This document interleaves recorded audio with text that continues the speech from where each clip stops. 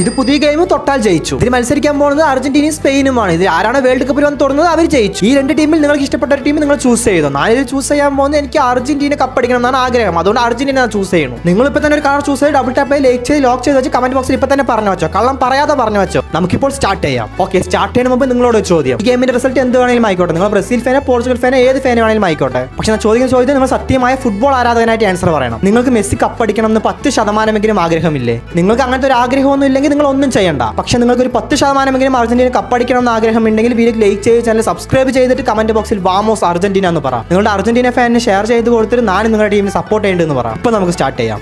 Okay, first സ്പെയിൻ്റെ ball വന്നു, അവിടെ നിന്നു കമ്പിയിലിടിച്ചു. അർജന്റീന വന്ന കമ്പിയിലിടിച്ചു. അപ്പോൾ അർജന്റീനയുടെ മൂന്നാമത്തെ ബോൾ വന്ന് കമ്പിയിലടിച്ചു. സ്പെയിൻ്റെ നാലാമത്തെ ബോൾ വന്ന് കമ്പിയിലിടിച്ചു. ഇപ്പോൾ അർജന്റീനയുടെ മൂന്നാമത്തെ ബോൾ വന്നു. ഓക്കെ, കണക്കൊക്കെ മാറിപ്പോയി. ഇപ്പോൾ സ്പെയിൻ്റെ ബോൾ കളിച്ചുകൊണ്ടിരിക്കുന്നുണ്ട്. സ്പെയിൻ്റെ ബോൾ പിന്നെയും മാറ്റി. അർജന്റീന നാലാമത്തെ ബോൾ വന്നു, അതും കമ്പിയിൽ മാട്ടു. നിറയെ നേരം കളിക്കണ്ട. ഓക്കെ, കമ്പിയിൽ മാറ്റി. സ്പെയിനാണ് ഇത്. കുറേ നേരം കളിക്കുന്നുണ്ട്. ഇത് ഉള്ളിൽ പോകുമോ? വേൾഡ് കപ്പിൽ തൊടുമോ? വേൾഡ് കപ്പിൽ തൊട്ട. ഓക്കെ, അതും പോയി, അതും തോറ്റു. ആ സ്പെയിനും തോറ്റു. അർജന്റീനയുടെ അടുത്ത ബോൾ വന്നു. അടിക്കോ? അടിച്ചു.